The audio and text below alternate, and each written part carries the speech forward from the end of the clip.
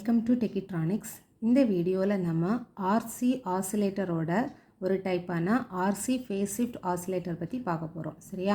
So ஆசிலேட்டர்னாலே நமக்கு தெரியும், நம்ம எந்த இன்புட் சிக்னலுமே அப்ளை பண்ணாமல் சர்க்யூட் வந்து என்ன பண்ணோன்னா ஒரு வேவ்ஃபார்ம் வந்து ஜெனரேட் பண்ணோம். That is oscillator. எப்படி ஜெனரேட் பண்ணோம்? நம்மளோட ஆம்பிளிஃபையர் சர்க்யூட்டில் நம்ம ஒரு பாசிட்டிவ் ஃபீட்பேக் பார்த்து ப்ரொவைட் பண்ணோன்னா அது வந்து என்ன பண்ணோன்னா ஒரு வேவ்ஃபார்ம் வந்து ஜெனரேட் பண்ணோம்.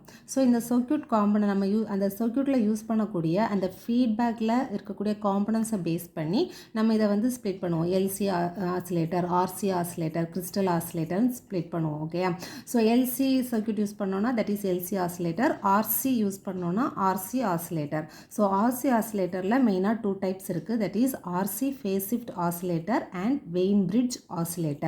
So here we are going to see RC phase shift oscillator. RC phase shift na ஒன்றும் இல்லை, நம்ம இப்போ என்ன யூஸ் பண்ண போகிறோம்னா ஒரு RC நெட்வொர்க் வந்து யூஸ் பண்ண போகிறோம். ஃபீட்பேக் பார்த்தனா அவுட்புட்டில் கொடுத்து அதை அப்படியே எடுத்து இன்புட்டில் வந்து கனெக்ட் பண்ணுறது தான் என்னது feedback path. So RC phase shift oscillator basically consist of an amplifier and a feedback network consisting of resistor and capacitor. RCனா resistance and capacitance arranged in ladder fashion. Okay, ladder ஃபேஷனில் arrange ஆகிருக்கும். Such an oscillator is called ladder type RC phase shift oscillator. So this is the circuit diagram of RC phase shift oscillator. இப்போ நமக்கு diagram பார்த்த உடனே okay, this is the common emitter amplifier. கரெக்டாக இது வரைக்கும் common emitter amplifier. நம்ம input வந்து provide பண்ண மாட்டோம். அவுட்புட்டில் நம்ம என்னது ஒரு ஆர்சி நெட்வொர்க் வந்து கொடுப்போம். ஸோ இங்கே பார்த்தீங்கன்னா ஆர்சி நெட்வொர்க் வந்து 3 கனெக்ட் பண்ணியிருக்கேன். ஓகேயா? ஸோ ஏன் 3னா நார்மலாக இந்த காமன் எமிட்டர் ஆம்பிளிஃபையர் நம்ம யூஸ் பண்ணும்போது இது வந்து என்ன பண்ணோன்னா it gives the 180 degree face shift output வந்து ப்ரொவைட் பண்ணும். ஓகேயா? ஸோ பாசிட்டிவ் இருந்தால் நெகட்டிவில் வரும். 180 டிகிரி ஃபேஸ் ஷிஃப்ட்டில் இருக்கும். பட் நமக்கு ஆசிலேட்டரில் வந்து எந்த ஃபேஸ் ஷிஃப்ட்டுமே இருக்கக்கூடாது. That is the condition. ஓகேயா? கண்டிஷன் வந்து பார்த்திங்கன்னா 0 ஃபேஸ் ஷிஃப்ட்டாக இருக்கணும், இல்லைனா 360 டிகிரி ஃபேஸ் ஷிஃப்ட்டாக இருக்கணும். அப்போ 180 டிகிரி ஃபேஸ் ஷிஃப்ட்டாக இருக்குதுன்னா நம்ம இன்னொரு 180 டிகிரி ஃபேஸ் ஷிஃப்ட் வந்து கொடுத்தோன்னா நமக்கு என்ன கிடச்சிரும்? 360 டிகிரி ஃபேஸ் ஷிஃப்ட் கிடச்சிரும். அதாவது எந்த ஃபேஸ் ஷிஃப்ட்டுமே இல்லாமல் இருக்கும். ஸோ இப்போ பார்த்தோன்னா இந்த ஒரு ஆர்சி நெட்வொர்க் மட்டும் எடுத்துக்கிட்டிங்கன்னா இந்த ஆர்சி நெட்வொர்க் வந்து உங்களுக்கு ஒரு 60 டிகிரி ஃபேஸ் ஷிஃப்ட் மட்டும்தான் ப்ரொவைட் பண்ணும். ஓகேயா? அப்போ 60 டிகிரினா நம்ம எத்தனை ஆர்சி நெட்வொர்க் யூஸ் பண்ண வேண்டியிருக்கோம்? 3, இன்னும் ஒரு 2 ஆர்சி நெட்வொர்க். அப்போ டோட்டலாக 3 ஆர்சி நெட்வொர்க்ஸ் வந்து நம்ம யூஸ் பண்ணால் மட்டும்தான் அட் த எண்டில் நமக்கு 180 டிகிரி ஃபேஸ் ஷிஃப்ட் கிடைக்கும். ஓகேயா?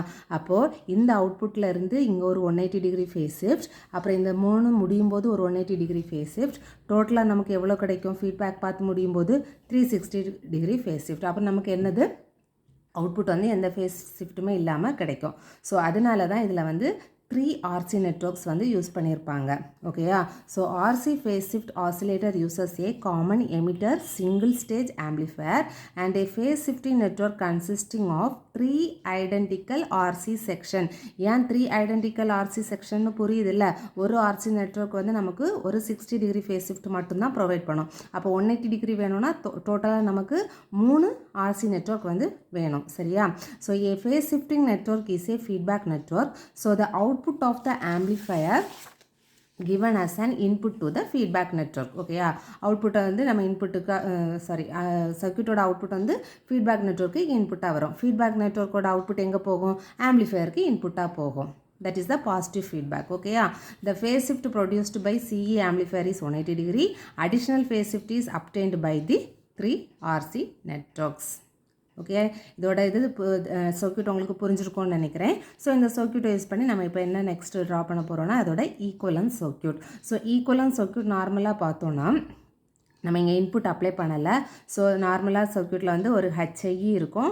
இந்த பக்கம் பார்த்திங்கன்னா ஒரு HFE இன்ட்டு HOE வந்து நம்ம பிக்குன்னு சொல்லி டெலீட் பண்ணியாச்சு. தட் இஸ் இன்ஃபினிட்டின்னு சொல்லி நெக்லெக்ட் பண்ணியாச்சு. Okay, this is HFE into IB. So here output resistance RC, அதுக்கப்புறமா ஒரு கெப்பாசிட்டன்ஸ் ஒரு R, ஒரு கெப்பாசிட்டன்ஸ், இன்னொரு ரெசிஸ்டன்ஸ், கெப்பாசிட்டன்ஸ் R3. அந்த சர்க்யூட்டில் இருக்கிறது அப்படியே வரும். அந்த R3யோட அதர் எண்ட் எங்கே போகும்? நமக்கு இன்புட் அதாவது பேஸ் ஆஃப் த டிரான்சிஸ்டர் போகும். ஸோ இந்த ஈக்குவலன்ட் சர்க்யூட் உங்களுக்கு ஈஸியாக புரிஞ்சிருக்கும்னு நினைக்கிறேன். ஸோ ஹெச்ஐஇ ஹெச்எஃப்இங்கிறது ஈக்குவலன்ட் சர்க்யூட்டோடது, ஆர்சிங்கிறது output resistance of the common emitter. இந்த இவ்வளவும் பார்த்தீங்கன்னா சிஆர்3 இந்த மூணுமே வந்து பார்த்தீங்கன்னா என்ன ஆக்சுவலாக என்னென்னா ஃபீட்பேக் நெட்வொர்க், அது அவுட்புட் சைடில் கனெக்ட் பண்ணியாச்சு. ஃபீட்பேக் நெட்வொர்க்கோட எண்ட் வந்து எங்கே போகும், இன்புட்டுக்கு போகும். So this is the equivalent circuit. இப்போ பார்த்தோன்னா இந்த R3 வந்து கனெக்டட் இன் சீரீஸ் வித் ஹெச்ஐஇ. கரெக்டாக இப்படியே வரிசையாக பார்த்தீங்கன்னா இடையில எந்த கனெக்ஷனுமே இல்லை. R3 வந்து அப்படியே சீரீஸ் கனெக்ஷன் ஆகி எங்கே வருதுன்னா ஹெச்ஐஇ. ஸோ ஹெச்ஐஇ ப்ளஸ் R3யை நான் என்னென்னு எடுக்கிறேன்னா ஆர் ரெசிஸ்டன்ஸ். ஸோ அப்போ இதை இன்னும் நான் சிம்பிளிஃபை பண்ணும்போது ஆக்சுவலாக திஸ் இஸ் என்ன பண்ண போகிறோன்னா இந்த இடத்த converted into voltage source. So here this is current source with a parallel resistance. அப்போ நம்ம இதை என்னவா கன்வெர்ட் பண்ணிக்கலாம், வோல்டேஜ் சோர்ஸாக கன்வெர்ட் பண்ணிக்கலாம். வோல்டேஜ் சோர்ஸ் வந்து என்னது கால்குலேட் பண்ணணும்னா voltage V equal to I into R. ஐயோட வேல்யூ என்ன HFE into IB into RC. அப்போ what is the voltage value, HFE into IB into RC. அந்த சேம் ரெசிஸ்டன்ஸை நம்ம என்ன பண்ணணும், சீரீஸாக கனெக்ட் பண்ணணும். So one voltage source with series RC resistance. இப்போ கரண்டோட டைரக்ஷன் இப்படி இருக்குது கரெக்டாக. ஸோ அப்போ என்ன வரும், this is minus, this is plus. அப்போ பொலாரிட்டி வந்து பார்த்தீங்கன்னா this is minus, this is plus. ஓகேயா. நெக்ஸ்ட் வந்து பார்த்தீங்கன்னா இதில் என்ன இருக்குது, RC வந்து சீரீஸாக வந்துச்சு, தென் C, அப்புறம் இந்த R ரெசிஸ்டன்ஸ், அதுக்கப்புறமா ஒரு கெப்பாசிட்டன்ஸ், இந்த R ரெசிஸ்டன்ஸ், இந்த கெப்பாசிட்டன்ஸ், இந்த R3ஐயும் ஹெச்ஐயும் நம்ம என்னென்னு எடுக்கிறோம், ஆர்னு எடுக்கிறோம், because both are connected in series. So R. So this is the modified equivalent circuit. இப்போ பார்த்தோன்னா இந்த ஈக்குவலன்ட் சர்க்யூட்டை பார்த்தீங்கன்னா 3 லூப் இருக்குது. ஓகேயா. ஸோ இந்த 3 லூப்புக்கும் நம்ம என்ன அப்ளை பண்ண போகிறோன்னா, லூப் ஒன்னில் KVL, then loop 2 KVL, loop 3 KVL. Loop 1ல் KVL அப்ளை பண்ணால் என்ன வரும், ஸோ I1 கரண்ட் டைரக்ஷன் இப்படி எடுத்திருக்கோம். ஸோ வோல்டேஜ் சோர்ஸில் ஃபஸ்ட்டு பாசிட்டிவில் போச்சுன்னா நம்ம நெகட்டிவ் கொடுப்போம் கரெக்டாக. அப்போ minus HFE into IB into RC minus I1 into RC minus I1 divided by j omega C minus I1, அதாவது இங்கே பார்த்தீங்கன்னா இந்த ஆரில் I1 கரண்ட் ஃப்ளோ ஆகுது, I2 கரண்ட்டும் ஃப்ளோ ஆகுது. அப்போ I1 minus I2 into R. புரியுதா. ஸோ இந்த R resistance is common for first loop and second loop. அப்போ I1 கரண்டும் இருக்கும், I2 கரண்டும் இருக்கும், போத் ஆர் ஆப்போசிட் டைரக்ஷன். அப்போ I1 minus I2 into R equal to 0. இப்போ மைனஸை மொத்தமாக வெளில எடுத்தோன்னா என்ன வரும், எல்லாமே ப்ளஸில் இருக்கும். ஸோ இந்த ஈக்குவேஷன் எழுதும்போது எல்லாமே ப்ளஸ்லேயே எழுதியிருப்பேன். ஓகேயா. பார்த்தீங்கன்னா தெரியும், எல்லாமே ப்ளஸ்லேயே எழுதியிருப்பேன். HFE into IB into RC plus 1 divide by j omega I1 plus RC into I1 plus R into I1 minus I2 is equal to 0. ஏன் இதை வந்து சிம்பிளிஃபை பண்ணுறது தான், வேறு ஒன்றும் கிடையாது. ஏன்னா இந்த இடத்துல I1 இருக்குது, ஸோ இங்கே ஒரு I1 இருக்குது. ஸோ இந்த ஆரை உள்ள மல்டிப்ளை பண்ணி நெக்ஸ்ட் டேர்மில் எழுதணும். எழுதிட்டு இந்த டேர்ம் I1னா காமனாக வெளியில் எடுக்கணும். மைனஸ் I2 டேர்மை செகண்ட் எழுதியிருக்கேன், ப்ளஸ் IB ஈக்குவல் டு I3ன்னு எழுதியிருக்கோம். ஏன் IB ஈக்குவல் டு I3னா இந்த சர்க்யூட் பார்த்தீங்கன்னா தெரியும், தேர்ட் லூப் வந்து I3 கரண்ட்டுன்னு எடுப்போமா. ஸோ தேர்ட் லூப்பில் ஃப்ளோ ஆகுடைய கரண்ட்டு தான் எங்கே வரும், பேஸ் கரண்ட்டுக்கு வரும். கரெக்டாக. Both are equal. இது வந்து I3 கரண்ட்டுன்னு வச்சுக்கோங்க. இங்கே எந்த பிரான்ச்சுமே ஸ்ப்ளிட் ஆகலை, சேம் கரண்ட்டு தான் எங்கே வரும், இங்கே வரும். அப்போ I3 ஈக்குவல் டு என்னது, IB. அப்போ நம்ம என்ன கொடுத்துக்கலாம், IB is equal to I3. அப்போ HFE இன்ட்டு ஏன் I3ன்னு புரியுதில்ல, ஈக்குவல் டு 0. ஸோ இது வந்து equation நம்பர் 1. இதே மாதிரி apply KVL at loop 2 and loop 3. So loop 2க்கு அப்ளை பண்ணால் என்ன வரும் பாருங்கள். நான் இப்போ மைனஸ் சொல்ல மாட்டேன். I2 into R2 plus I2 divided by j omega C plus இது என்ன வரும், இந்த பிரான்ச்சில் I2 கரண்ட் ஃப்ளோ ஆகும், ஆப்போசிட் டைரக்ஷனில் I3 கரண்ட் ஃப்ளோ ஆகும். கரெக்டாக.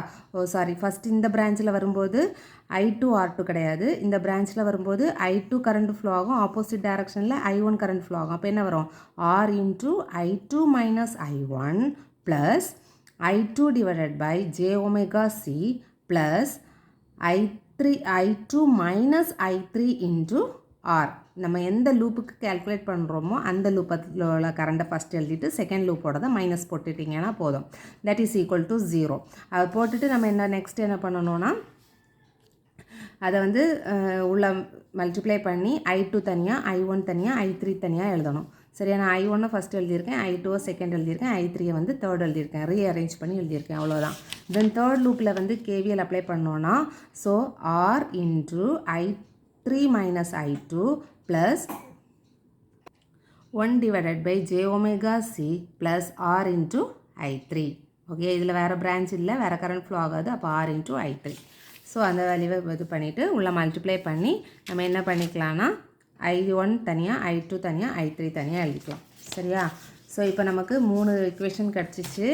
ஸோ 3 இக்குவேஷன்லேயும் I1, I2, I3 இருக்கும். ஸோ அதை அரேஞ்ச் பண்ணி நம்ம எழுதிக்கலாம். ஸோ ஃபஸ்ட் இக்குவேஷனில் இருக்க I1ஓட வேல்யூ, I2ஓட வேல்யூ, I3ஓட வேல்யூ. செகண்ட் இக்குவேஷனோட I1, I2, I3. தேர்ட் இக்குவேஷனில் பார்த்தீங்கன்னா I1 கிடையாது. So 0, I2, I3 that is equal to 0. இப்போ இது வந்து 3x3 மேட்ரிக்ஸ் ஃபார்மேட்டில் இருக்குது. ஸோ 3x3 மேட்ரிக்ஸ் ஃபார்மேட்டில் இருந்தால் நமக்கு மேட்ரிக்ஸ் சால்வ் பண்ண தெரியும்ல. ஸோ ஃபஸ்ட்டு இந்த வேல்யூ இன்ட்டு இது மைனஸ் திஸ் வேல்யூ. கரெக்டாக? அப்போ RC plus 1 divided by j omega c plus R into 2R plus j omega c into 2R plus j omega c minus of minus R square.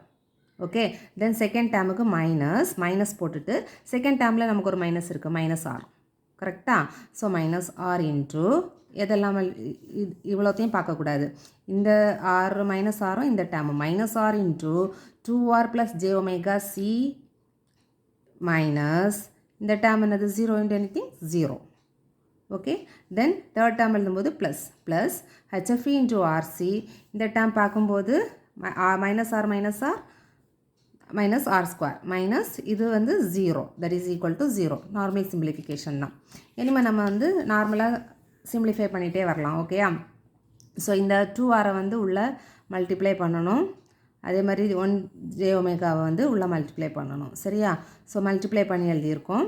Minus R square வந்து என்னது நமக்கு plus R. கரெக்டாக? So இந்த மைனஸும் என்ன ஆகிடும், plus ஆகிடும். So இந்த ஆரை உள்ளே மல்டிப்ளை பண்ணி எழுதியிருக்கோம். மீதி டேம் எல்லாம் அப்படியே தான் இருக்குது. ஓகேயா? நெக்ஸ்ட் வந்து நம்ம என்ன பண்ணியிருக்கோன்னா next simplification. So here so இதில் பார்த்தோன்னா 4R square minus R square, 4R square minus R square 3R square. கரெக்டாக? அதே மாதிரி இந்த இடத்துல பார்த்தீங்கன்னா 2R j omega c plus 2R j omega c. அப்போ என்ன வரும், 4R j omega c. So அந்த வேல்யூ தான் இது. மீதி வேல்யூ மீதி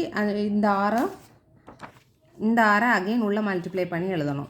சரியா? எழுதிட்டு இப்போ திருப்பி இந்த ஆரால் உள்ள எல்லா இடத்தையும் மல்டிப்ளை பண்ணணும், RCயால் மல்டிப்ளை பண்ணணும், 1 by j omega c multiply பண்ணி எழுதணும். ஓகேயா? எழுதும்போது இந்த வேல்யூ கிடைக்கும். ஸோ நெக்ஸ்ட் வந்து என்னென்னு பார்த்தீங்கன்னா எந்தெந்த டேம் வந்து ஒரே மாதிரி இருக்குது அப்படிங்கிறத பார்க்கலாம். ஸோ இங்கே பார்த்தீங்கன்னா 3R³ இருக்குது, இங்கே 2R³ இருக்குது. கரெக்டாக? அப்போ இது ப்ளஸ்ஸு, இது மைனஸ். அப்போ என்ன வரும், 3 மைனஸ் 2 என்னது 1. அப்போ R³ ஒரு டேம் வரும். வேறு என்ன டேம் எல்லாம் ஈக்குவலாக இருக்குன்னு பாருங்கள். இந்த R square by j omega c இருக்குது, இது R square by j omega c இருக்குது, இங்கே ஒரு R square by j omega c இருக்குது. ஸோ இந்த ரெண்டும் ப்ளஸ் டேம். கரெக்டாக? அப்போ 4 + 3 7 மைனஸ் 1 6. அப்போ 6R square by j omega c.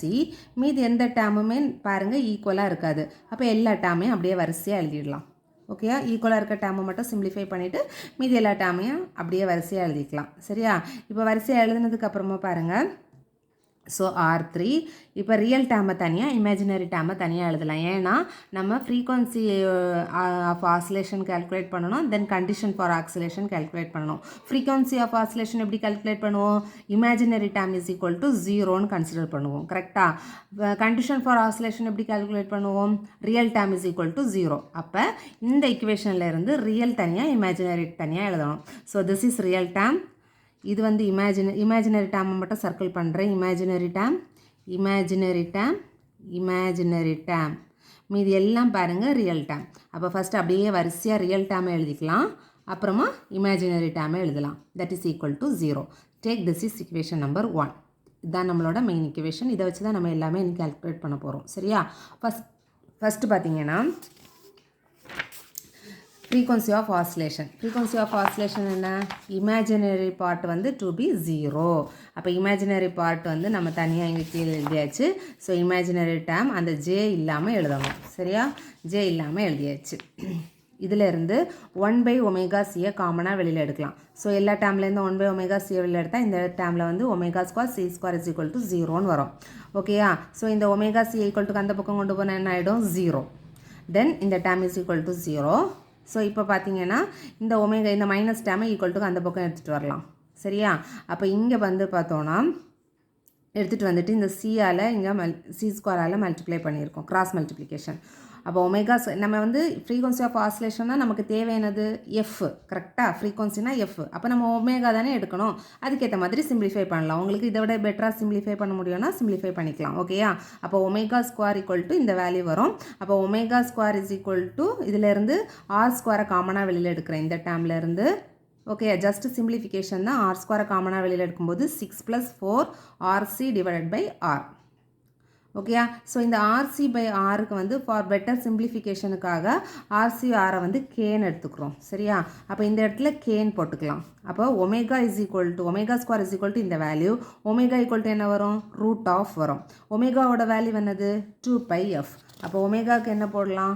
2πfன்னு போட்டுக்கலாம். அப்போ அதுலேருந்து நம்ம கால்குலேட் பண்ண வேண்டியது என்னது? f.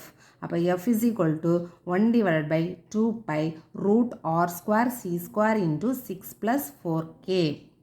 This is the frequency of oscillation of RC phase shift oscillator. Okay, next நம்ம என்ன கால்குலேட் பண்ண போகிறோம்னா condition for oscillator. So condition already நமக்கு தெரியும். நம்ம என்ன எப்படி எடுப்போம்? Real part to be 0. கரெக்டாக? அப்போ ரியல் பார்ட்டை வந்து 0ன்னு எடுத்துக்கிட்டோம். ஸோ ஆல்ரெடி நம்ம 1/ω² c²ங்களோட வேல்யூ வந்து கால்குலேட் பண்ணியிருக்கோம். ஸோ இங்கே வந்து பார்த்தீங்கன்னா 1/c² ω²ஓட வேல்யூ என்னது? திஸ் வேல்யூ 1/c² ω² வந்து 6r² + 4rRC. ஸோ அந்த வேல்யூவை இந்த இடத்துல எல்லாம் பார்த்தீங்கன்னா 1/ωc², 1/ωc² இருக்குது. அப்போ இந்த ரெண்டு இடத்துல நம்ம என்ன சப்ஸ்டியூட் பண்ணிக்கலாம்? 6r² + 4rRC. ஸோ சப்ஸ்டியூட் பண்ணிவிட்டு நெக்ஸ்ட் என்ன பண்ணணும்? இந்த 5r உள்ள மல்டிப்ளை பண்ணணும். இந்த RCயை உள்ள மல்டிப்ளை பண்ணணும். மல்டிப்ளை பண்ணி எழுதியிருக்கோம். எழுதுனதுக்கப்புறமா பார்த்தீங்கன்னா இந்த க்யூப் டேம் எத்தனை இருக்குதுன்னு பாருங்கள். இந்த ரெண்டும் க்யூப் டேம். ஸ்கொயர் டேம் எத்தனை இருக்குதுன்னு பாருங்கள். சரியா? ஸ்கொயர் டேம் எத்தனை இருக்குன்னு மட்டும் பார்க்கக்கூடாது. அது எதோட ஸ்கொயர்? R² இருக்குது. RC இது வந்து பார்த்தீங்கன்னா RC² இருக்குது. அப்போ இது கிடையாது. R² இருக்கிற டேம் வந்து எடுத்துக்கலாம். So R². ஸோ HFயை வந்து தனியாக வச்சுக்கலாம். ஸோ ஹியர் R³ - 30r² என்னது? -30 - 1 வந்து 29. கரெக்டாக? அப்போ பிக் நம்பரோட சிம்பிள் -29r³. இதை வந்து பார்த்தீங்கன்னா -20 - 6 ரெண்டும் ஆட் பண்ணும்போது -26. -26லேருந்து 3m இது பண்ணும்போது என்ன வரும்? -23r²RC மைனஸ் இந்த டேம் ப்ளஸ் HF இந்த டேம் இஸ் ஈக்குவல் டு 0. இதுலேருந்து நம்ம கால்குலேட் பண்ண வேண்டிய வேல்யூ HFE. கரெக்டாக? அப்போ அதுக்கேற்ற மாதிரி நம்ம சிம்பிளிஃபை பண்ணிக்கலாம். அப்போ HFE RC R² is equal to மீதி எல்லா டேமையும் இந்த பக்கம் எடுத்துகிட்டு வரலாம்.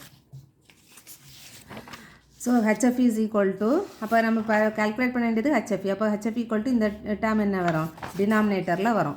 ஸோ டினாமினேட்டரில் எழுதிக்கலாம். 29r³ / RC R² + 29 இந்த வேல்யூ. ஓகேயா? தென் HFE இஸ் ஈக்குவல் டு இதில் வந்து R² R³ கேன்சல் ஆகும். ஸோ இதில் ஒரு R இருக்கும்.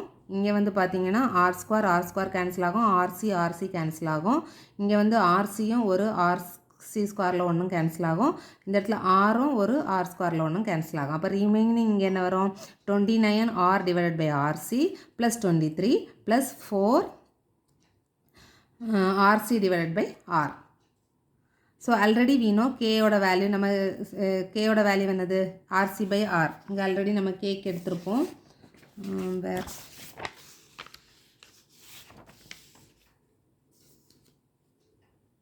K = RC/R. ஸோ இந்த இடத்துல Kயோட RC/Rக்கு K சப்ஸ்டியூட் பண்ணலாம். இங்கே வந்து R/RCன்னு இருக்குது. அப்போ 1/K வரும். இது RC/Rன்னா இருக்குது. அப்போ K. ஓகேயா? அப்போ 29/K + 23 + 4K. இப்போது suppose if RC is equal to R. RCங்கிறது நம்மளோட கலெக்டர் ரெசிஸ்டன்ஸ். அப்படி தானே? கலெக்டர் நம்மளோட காமன் எமிட்டரோட கலெக்டர் ரெசிஸ்டன்ஸ் தான் RC. அந்த RCயை வந்து இப்போ நம்ம R ரெசிஸ்டன்ஸோட வேல்யூக்கு ஈக்குவலாக இருக்குன்னு எடுத்துக்கிட்டோன்னா இந்த இடத்துல RR கேன்சல் ஆகும். இங்கே RR கேன்சல் ஆகும். Kயோட வேல்யூ என்னது? RC. கரெக்டாக? Kயோட வேல்யூ சப்ஸ்டியூட் பண்ணோன்னா கேன்சல் ஆகும். கேன்சல் ஆச்சுன்னா நமக்கு என்ன வேல்யூ வரும்னா இதெல்லாம் ஆட் பண்ணும்போது ஹெச்எஃப்இயோட value is equal to 56. This is the beta value. Okay, next வந்து என்னன்னா to get the minimum value of HFE. So sustained ஆசிலேஷனுக்காக ஒரு மினிமம் வேல்யூ கால்குலேட் பண்ணணும்னா இந்த டேமை differentiate with respect to K, அதாவது இந்த ஹெச்எஃப்இ டேமை differentiate with respect to K and that is equated to 0. அப்போ இதை differentiate with respect to K பண்ணோன்னா இங்கே வந்து பார்த்தீங்கன்னா 1/k இருக்குது. 1/k பண்ணிங்கன்னா என்ன வரும்? இல்லைனா கே வந்து நம்ம பண்ண கஷ்டம்னா நியூமரேட்டர் டேமுக்கு கொண்டு போனால் 29 - 1ன்னு வரும். கரெக்டாக? அப்போ 29 - 1 பண்ணும்போது நமக்கு என்ன வரும்? 29k - 29k பவர் -2ன்னு வரும். அப்போ 29k². கரெக்டாக? இந்த மைனஸோடு சேர்ந்து -29k². அப்போ டிஃப்ரென்ஷியேட் பண்ணும்போது -29k². இந்த டேமில் கேயே இல்லை, அப்போ 0. k இல்லை, அப்போ 0. இந்த டேமில் கேயோட வேல்யூ 1 + 4 = 0. இதுலேருந்து நம்ம கால்குலேட் பண்ண வேண்டிய வேல்யூ k. அப்போ k = என்ன வருதுன்னா சிம்பிளிஃபை பண்ணும்போது 2.693ன்னு வருது. ஸோ தென் HFE = இந்த கேயோட வேல்யூவை இந்த HFEயில் சப்ஸ்டியூட் பண்ணிக்கலாம். 29 / 2.693 + 23 + 4 × 2.693. இதை சிம்பிளிஃபை பண்ணும்போது the minimum value of HFE is 44.5. So this is the minimum value of HFE for RC phase shift oscillator. இப்போது நம்ம ஒரு RC phase shift oscillator வந்து சூஸ் பண்ணோன்னா நம்மளோட டிரான்சிஸ்டரோட HFE வேல்யூ, அதாவது பீட்டா வேல்யூ வந்து கண்டிப்பாக greater than 44.5 இருக்கணும். அப்போ மட்டும்தான் அந்த சர்க்யூட் என்னவா ஆக்ட் ஆகும்னா ஆசிலேட்டராக ஆக்ட் ஆகும். புரியுதா? ஸோ இது வந்து மினிமம் வேல்யூ ஆஃப் HFE. இந்த HFE மினிமம் வேல்யூ வந்து நம்ம டிரான்சிஸ்டரில் இருந்தால் மட்டும்தான் அந்த சர்க்யூட் வந்து ஆசிலேட்டராக வந்து ஆக்ட் ஆகும். இப்போ நம்ம RC phase shift ஆசிலேட்டரில் 3 RC network use பண்ணோம். ஸோ இப்போ இந்த 3 RC நெட்வொர்க்ஸோட வேல்யூஸை வந்து நம்ம சேஞ்ச் பண்ணுறோன்னு வச்சுக்கோங்க. ஒரு ஆரோட வேல்யூ சியோட வேல்யூ வந்து மாற்றி நம்ம சேஞ்ச் பண்ணுறோன்னா அந்த வேல்யூஸ்னால கண்டிப்பாக நமக்கு ஆக்சிலேட்டிங் கண்டிஷன் வந்து என்ன ஆகும்? சேஞ்ச் ஆகும். இப்போ RC 3 நெட்வொர்க்குக்கும் ஒரே வேல்யூ எடுத்தால் தான் நமக்கு ஃபேஸ் ஷிஃப்ட் வந்து என்னது கரெக்டாக வந்து 60 டிகிரி ஃபேஸ் ஷிஃப்ட்டில் வரும். ஒவ்வொரு நெட்வொர்க்கும் 60 டிகிரி ஃபேஸ் ஷிஃப்ட்டில் வரும். டோட்டலாக 180 டிகிரி ஃபேஸ் ஷிஃப்ட்டில் கிடைக்கும். இப்போ சப்போஸ் நமக்கு வந்து நம்ம வந்து டிஃப்ரெண்ட் RC நெட்வொர்க்ஸ் எடுத்துக்கிட்டோன்னா நமக்கு கண்டிப்பாக வந்து ஃபேஸ் ஷிஃப்ட்டில் வந்து டிஃப்ரெண்ட் இருக்கும். அதாவது ஆக்சிலேட்டிங் கண்டிஷனை வந்து இது வந்து என்ன பண்ணாது? சாட்டிஸ்ஃபை பண்ணாது. அது வந்து சேஞ்ச் ஆகும். ஸோ ப்ராக்டிக்கலாக வந்து இம்பாசிபிள். அப்போது நம்ம ஒரு RC phase shift oscillator consider பண்ணுறோன்னா அது வந்து ஃபிக்ஸட் ஃப்ரீக்வன்சி ஆசிலேட்டராக தான் இருக்கும். ஓகேயா? ஸோ ஃபிக்ஸட் ஃப்ரீக்வன்சி ஆசிலேட்டர் தான் என்னது? Phase shift oscillator. For our practical purpose வந்து ப்ராக்டிக்கல் பர்பஸுக்கு இதுதான் யூஸ் பண்ணுவாங்க. ஸோ இதுதான் வந்து RC ஃபேஸ் ஷிஃப்ட் ஆசிலேட்டர். இந்த வீடியோ உங்களுக்கு புரிஞ்சிருக்கும்னு நினைக்கிறேன். தொடர்ந்து வீடியோஸ் பார்க்குறதுக்கு நம்ம சேனலை சப்ஸ்கிரைப் பண்ணுங்கள். தேங்க்யூ.